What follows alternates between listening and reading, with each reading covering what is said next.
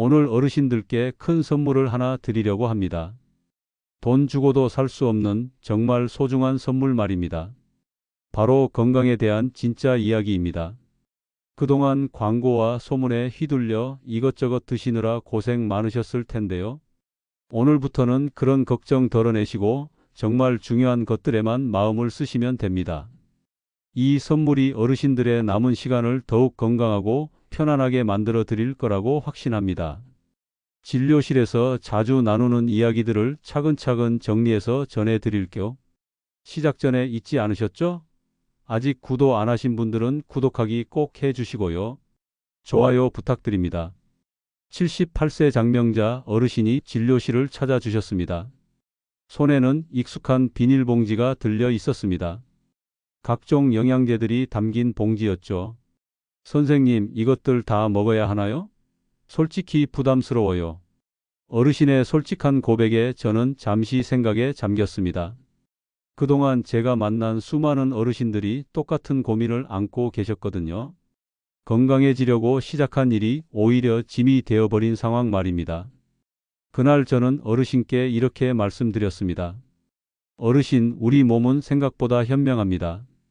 무엇이 필요한지, 무엇이 과한지 알려주거든요. 한번 차근차근 정리해 볼까요?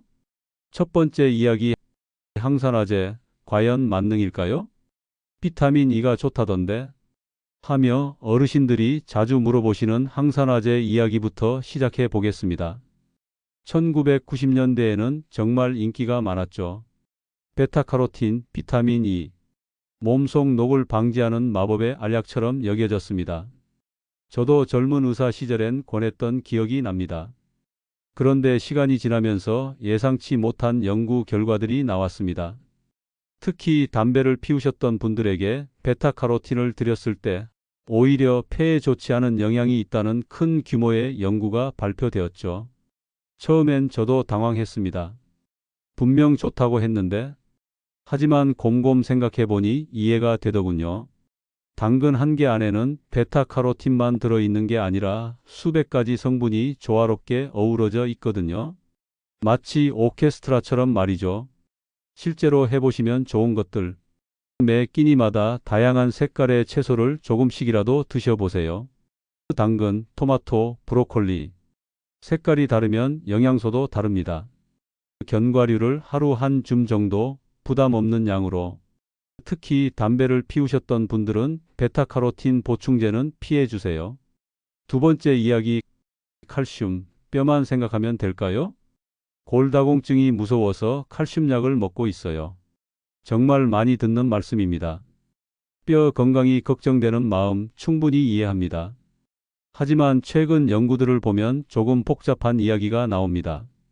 칼슘을 알약으로 많이 드시면 혈관에도 칼슘이 쌓일 수 있다는 거예요. 뼈는 단단하게 하려다가 혈관까지 딱딱해질 수 있다는 말씀입니다. 74세 박미애 어르신의 경우를 말씀드릴게요. 골밀도 검사에서 조금 낫다는 결과가 나왔지만 약 대신 다른 방법을 택하셨어요. 매일 우유 2컵, 멸치볶음, 두부 반 모 정도를 드시고 무엇보다 하루 30분씩 꾸준히 걸으셨죠. 1년 후 검사에서 뼈 상태가 좋아져 있었습니다. 선생님, 약을 먹은 게 아니라 생활을 바꾼 게 약이었네요. 어르신의 이 말씀이 참 인상 깊었습니다. 뼈 건강을 위해 해보시면 좋은 것들, 우유, 요거트 같은 유제품을 적당히, 멸치, 뼈째 먹는 생선들, 두부, 콩류도 좋은 칼슘 공급원입니다. 무엇보다 꾸준한 걸음걸이가 중요해요. 햇빛을 하루 15에서 20분 정도 쬐어주세요. 세 번째 이야기, 기억력 약, 정말 효과가 있을까요? 깜빡깜빡하는 게 늘어서 치매가 무서워 기억력 개선 제품을 찾으시는 분들이 많습니다. 그 마음 정말 잘 이해됩니다. 은행잎 추출물이 대표적이죠. 뇌혈류를 좋게 해서 기억력이 좋아진다고 하니까요. 하지만 솔직히 말씀드리면 큰 규모의 연구에서는 별다른 효과가 확인되지 않았습니다. 오히려 주의할 점이 있어요. 혈액을 묽게 하는 효과가 있어서 아스피린 같은 약을 드시는 분들은 출혈 위험이 높아질 수 있거든요. 그렇다면 뇌 건강을 위해 뭘 할 수 있을까요? 의외로 답은 간단합니다. 뇌 건강을 위한 생활 속 방법들.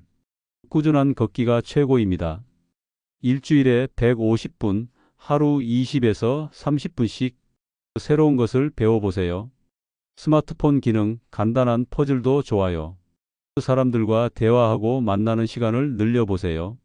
올리브 오일, 견과류, 생선 위주의 식단을 해보세요. 네 번째 이야기, 단백질 파우더 정말 필요할까요? 근육이 빠지는 것 같아서 단백질 파우더를 먹고 있어요. 최근 들어 자주 듣는 말씀입니다. 76세 문성우 어르신의 경우를 말씀드릴게요. 가족분이 권해서 단백질 파우더를 하루 3번씩 드셨어요. 많이 먹을수록 좋다는 말을 믿고 말이죠. 그런데 3개월 후 검사에서 신장 수치가 나빠져 있었습니다. 나이가 들면 신장 기능도 예전 같지 않은데 갑자기 단백질을 많이 드시니 부담이 된 거죠. 다행히 파우더를 끊고 일반 식사로 돌아가시니 다시 좋아지셨어요. 단백질 이렇게 드셔보세요. 달걀, 두부, 생선, 닭고기를 골고루 한 번에 많이보다는 3끼에 나누어서 70kg이시라면 하루 70에서 80g 정도면 충분해요. 무엇보다 운동과 함께 해야 효과가 있어요. 다섯 번째 이야기, 종합 비타민, 보험 같은 건가요? 혹시 몰라서 종합 비타민은 먹고 있어요. 마치 건강보험처럼 생각하시는 분들이 많아요. 하지만 특별한 결핍이 없는 건강한 분들에게는 큰 도움이 되지 않는다는 연구들이 많습니다. 오히려 불필요하게 과다 섭취가 될 수 있어요. 현명한 접근법. 먼저 검사로 부족한 영양소가 있는지 확인해 보세요. 정말 부족한 것만 필요한 만큼 보충하세요. 3에서 6개월 후 다시 검사해서 정상이 되면 끊으세요. 평생 먹는 영양제는 없다고 생각하시면 됩니다. 보충제를 드시기 전에 이런 질문들을 해보세요. 1. 구체적인 목표가 있나요? 건강해지려고가 아니라 철분 부족을 보충하려고 같은 명확한 이유가 있는지요? 2. 정말 필요한 걸까요? 검사 결과나 의사의 권유가 있었나요? 3. 안전한가요? 지금 드시는 다른 약들과 문제 없을까요? 4. 언제까지 드실 건가요? 목표 달성 후에 계획이 있으신가요? 이론보다는 실천이 중요하죠. 일주일 동안 이렇게 해보시면 어떨까요? 월요일에는 콩 친구 되기. 아침에 두부 된장찌개, 점심에 콩나물 무침을 드셔보세요. 의자에 앉았다 일어서기를 10번씩 3번 해보시고요. 화요일에는 바다 친구 되기. 멸치볶음, 고등어 구이. 바다에서 온 친구들과 함께 하세요. 아파트 단지나 공원을 30분 정도 걸어보시고요. 수요일에는 머리 써보기. 다양한 색깔의 채소로 비빔밥을 만들어 보세요. 스마트폰에 새로운 기능을 하나 배워보시거나 간단한 퍼즐을 풀어보세요. 목요일에는 햇빛 친구 되기. 달걀말이와 토마토로 아침을 시작하세요.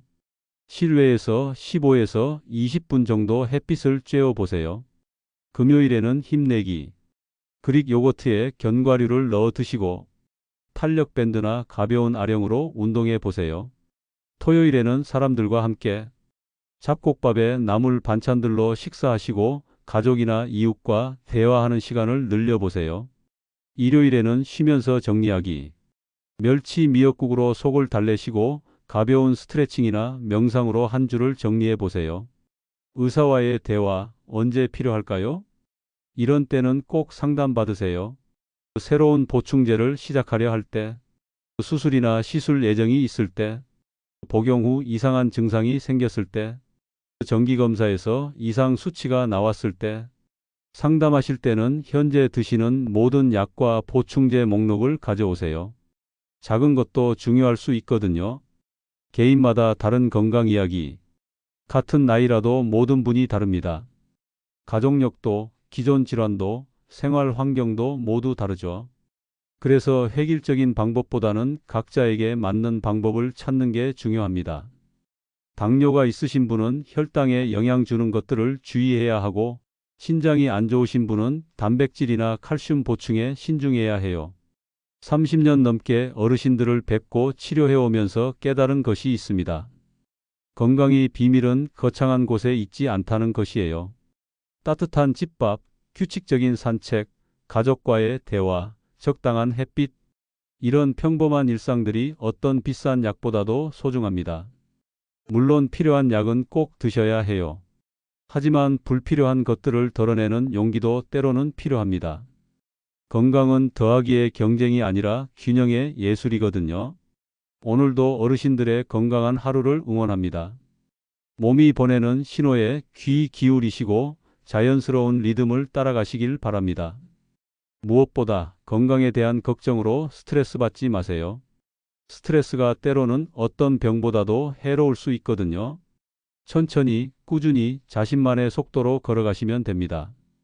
오늘의 이야기가 도움되셨다면 구독과 좋아요를 꼭 해주세요. 여러분을 위한 영상 만드는데 아주 큰 힘이 됩니다. 여러분 건강하세요.